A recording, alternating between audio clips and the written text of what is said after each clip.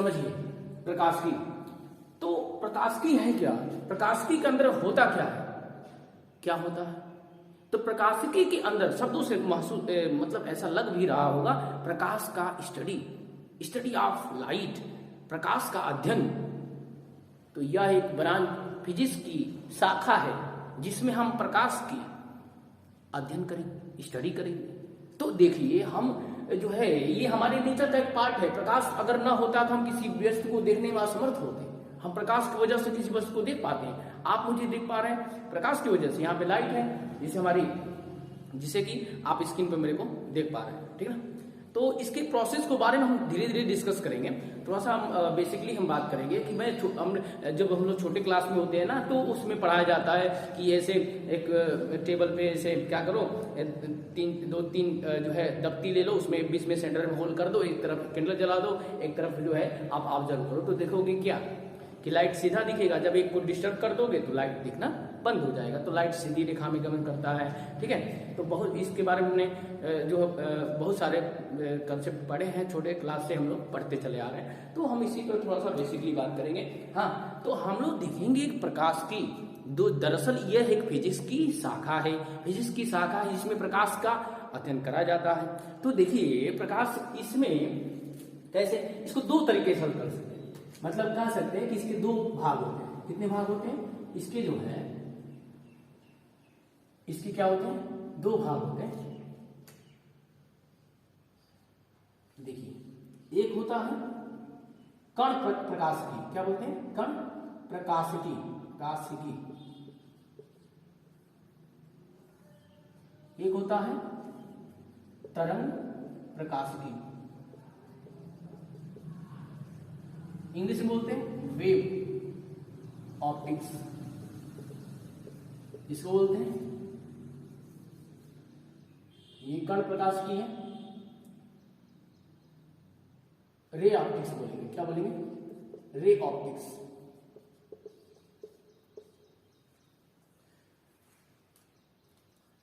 इसको किरण प्रकाश की बोलिए, क्या बोलिए, किरण प्रकाश की, किरण प्रकाश की, ठीक है, ठीक है, आप सही है। किरण प्रकाश की है और तरंग प्रकाश की। दरअसल ये कण के सिद्धांत पे आधारित होता है, कणिका सिद्धांत के आधार पर होता है। तो मैंने कणिका प्रकाशिकी बोल दिया, तो कोई गलत भी नहीं था। खैर देखिए मैं बता रहा हूं कि यह जो है इसको न्यूटन के कणिका सिद्धांत भी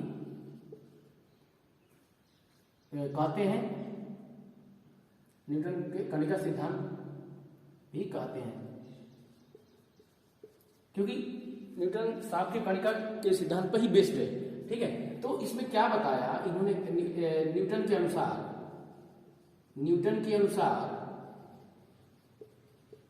देखिए न्यूटन के अनुसार क्या बताया। तो न्यूटन के अनुसार पहली बात है कि प्रकाश जो है कणों से मिलकर बना है, कणों से मिलकर बना है, कणों से मिलकर बना है। दूसरा, यह सीधी रेखा में गमन करता है, सीधी रेखा में चलता है।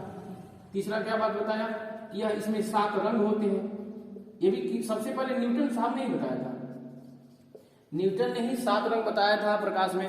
ये भूल जाते हैं कि प्रकाश में जो 7 रंग होते हैं सर्वप्रथम किसने बताया था। ये तो दिमाग में रखिए कि ये न्यूटन साहब ने ही सर्वप्रथम बताया। लेकिन इसके जो रीजन बताया था कि प्रकाश में जो 7 रंग होते हैं, जैसे लाल का, बैंगनी का, तो ये सब का उन्होंने जो रीजन बताया था कि जो है कि उसकी आकृति अलग अलग होती है, तो वो गलत हो गया।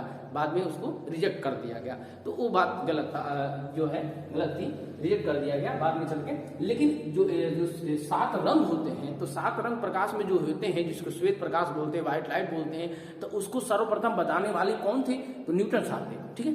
तो ये ध्यान रखिएगा। तो प्रकाश कणों से मिलकर बना है, सीधी रेखा में गमन करता है, 7 रंग होते हैं।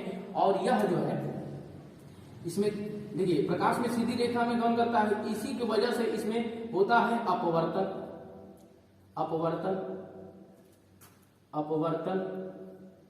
परावर्तन और क्या बोलते हैं इसको, विक्षेपण, विक्षेपण, सही, विक्षेपण, ठीक है। इसीलिए इसको क्या बोलते हैं, अपवर्तन, परावर्तन और क्या बोलते हैं, विक्षेपण।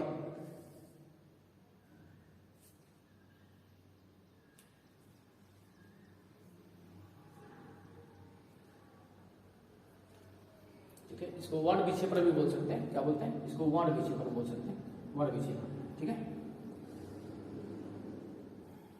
चलिए इसको देखते हैं। अब इसमें देखिए पांचवा ये बात जो बताया कि जैसे प्रकाश की अनुभूति कब होती है, तो प्रकाश की अनुभूति हमें रेटिना से कणों के टकराने से होती है। रेटिना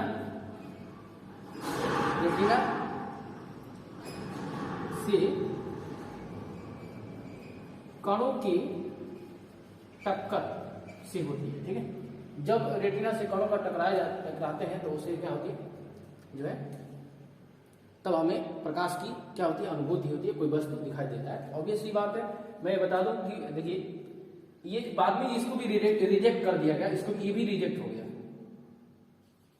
इसको भी रिजेक्ट हो गया, और ये भी, इसको भी, ये जो न्यूटन का कणिका सिद्धांत है, कणों से मिलकर बना है, ये भी क्या हो गया, ये भी रिजेक्ट हो गया, बाद में ये रिजेक्ट हो गया। तो क्यों रिजेक्ट हो गया, अभी मैं बता रहा हूं इसको। इसमें देखिए, इसको जो बताने वाले थे, ये थे हाइगन का तरंग सिद्धांत की बेस पे इसको अध्ययन किया जाता है, सिद्धांत। ठीक है, हाइगन का तरंग सिद्धांत। तो इन्होंने बताया कि जो प्रकाश होता है तरंग से मिलकर बना होता है। ठीक है, ऐसे चलता है प्रकाश, ऐसे गमन करता है। ठीक है, तो ये तरंग के रूप में इन्होंने बताया। ठीक है, फिर दूसरा बताया कि इसमें जो घटना होती है, क्या होती है, प्रकाश की तरंग के रूप में होती है, तो विवर्तन होता है, विवर्तन। ठीक है, ध्रुवण भी होता है, पोलराइजेशन और विवर्तन, ध्रुवण, और एक और होता है व्यतिकरण। क्या होता है, एक और होता है व्यतिकरण। क्या होता है, व्यतिकरण। ठीक है, तो मतलब ये तरंग के रूप में चलता है, ये घटना ये होता है, ये हम बता देते हैं थोड़ा सा। ठीक है, अब देखिए, तो मैं इस पे बात कर रहा था, अभी मैं थोड़ा सा इसके बारे में डिस्कस करूंगा। अभी थोड़ा मेरा ये टॉपिक है जिसमें हम लोग एक एक करके डिस्कस करेंगे। ठीक है, देखिए प्रकाश जो है, प्रकाश के अंदर जो है हम मुख्य रूप से क्या करते हैं, प्रकाशिकी के अंदर प्रकाश का अध्ययन करते हैं, ऑप्टिक्स जिसको बोलेंगे।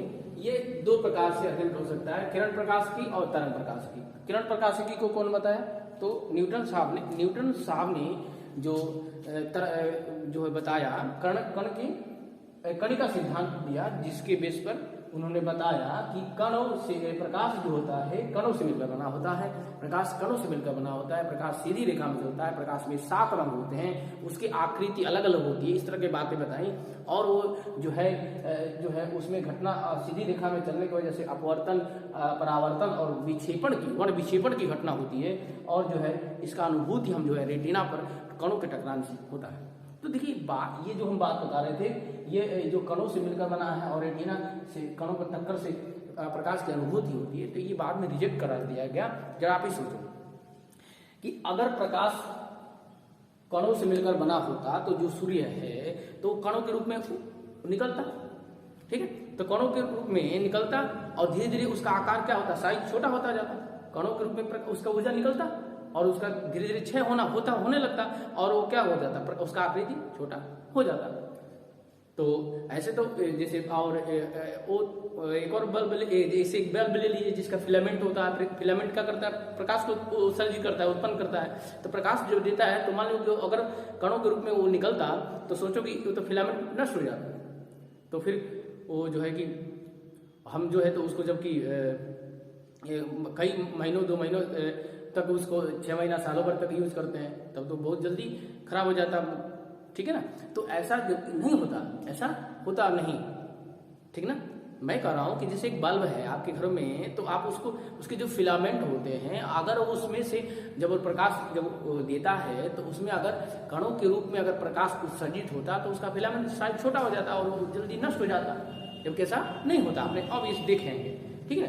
इसी तरह इसलिए यह जो है प्रकाश जो है कणों से मिलकर नहीं बना होता है, यह रिजेक्ट कर दिया गया। ठीक, अब ये मैं बात कर रहा हूँ, थोड़ा सा बात करूंगा यह। अब देखिए दूसरी बात, अगर हम मान भी ले, ये देखिए मान भी ले कि एक तो प्रकाश कणों से मिलकर बना नहीं होता, अगर हम मान भी ले कि कणों से मिलकर बना है तो सोचिए कि अगर आंखों में एक तिनका भी पड़ जाता है तो कितना दर्द होता है। तो सोचिए कि अगर बहुत कितने सारे जो है कि प्रकाश अगर आंख में कणों के रूप में टकराते तो हमारा आंखों में कितना दर्द होता। ठीक है, और अब तो हम उस प्रकृति उसकी जो है कि वस्तु का मतलब फिगर ही नहीं देख पाते स्पष्ट। ठीक है ना, क्योंकि आंखों में जब कणों का टक्कर होगा, कण अगर कण के रूप में वो जाता अंदर है तो रेटिना से टकराता तो हमारा आंख खराब हो जाता। समझ आ गया? तो इसलिए कणों के टकराने से जो है आप प्रकाश की अनुभूति नहीं होती, ये भी रिजेक्ट हो गया। समझ आ गया? ये आपको बिल्कुल दो बातें ये बाद में रिजेक्ट हो गया, लेकिन ये न्यूटन साहब ने सर्वप्रथम बताया था, जो आपके सामने है। दूसरी बात कि जैसे तरंग प्रकाशिकी के अंदर देखिए, पहले हम लोग इसी में अध्ययन करेंगे। पहले इसमें जो हम लोग अध्ययन मेन हमारा जो टॉपिक है वो क्या है, अपवर्तन है, परावर्तन है और विक्षेपण है, जो क्लास 10th में भी आपने पढ़ा होगा। ठीक है, तो इसको बारे में हम डिस्कस करेंगे। अब देखिए तरंग प्रकाशिकी में जो हाइगन साहब थे, हाइगन ने क्या करा, तरंग का सिद्धांत दिया, जिसके अनुसार कि बताया प्रकाश जो है तरंग के रूप में चलता है, इस तरह गमन करता है। दूसरा, तरंग के रूप में चलने के कारण इसमें जो घटना होती है, विवर्तन होती है, ध्रुवण होती है और व्यतिकरण की घटना होती है। इसमें भी 1 by 1 करके हम लोग डिस्कस करेंगे जब हम तरंग प्रकाश के पढ़ेंगे। अभी हम कण प्रकाश के बारे में डिस्कस करेंगे। ये पूरा ओवरऑल सिलेबस है जो हम पढ़ाने वाले हैं, ये आपको बता दिया। अब देखिए बाकी है, आपके दिमाग में सोच रहा होगा यार कि अगर ये